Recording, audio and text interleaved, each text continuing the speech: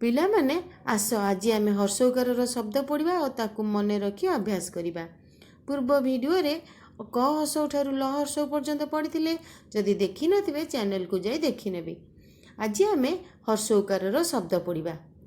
ଧ ନରସ ନୁ ଧନୁ, ନ ଟରସ ଟୁ ନଟୁ, କରସ କୁ ଆ କୁଆ, ଗରସ ଗୁ ଆ ଗୁଆ, ଜ ଦରସ ଦୁ ଯଦୁ, ମ ଧରସ ଧୁ ମଧୁ, ହ ଏକରେ ହା, ତରସ ତୁ ଡରସେ ଡି ହାତୁଡ଼ି, କରସ କୁ ଡ ଏକରେ ଡା କୁକୁଡ଼ା, ଗରସ ଗୁ ରରସ ରୁ ବ ଏକରେ ବାର ଗୁରୁବାର, ହରେ ଦୀର୍ଘେ ହି ର ଏକରେ ରା, କରସ କୁ ଦ ହୀରାକୁଦ।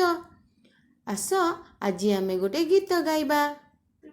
ପୁଷି ମାଉସୀ ଚକୁଳି କରୁଛୁ ସକାଳୁ ଆସି, ଏକୁଟିଆ ବସି ବିଲୁଆ ଭାଇ, ଟାଉ ଟାଉ କରି ଯାଉଛି ଖାଇ।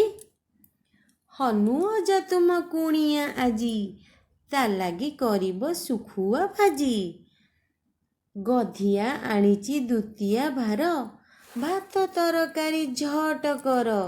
ପିଲାମାନେ ତୁମକୁ ଏ ଗୀତଟି ଭଲ ଲାଗିଲା? ହର୍ଷ ଉକାରର 5ଟି ଶବ୍ଦ କମେଣ୍ଟରେ ଲେଖି ପଠାନ୍ତୁ। ଧନ୍ୟବାଦ।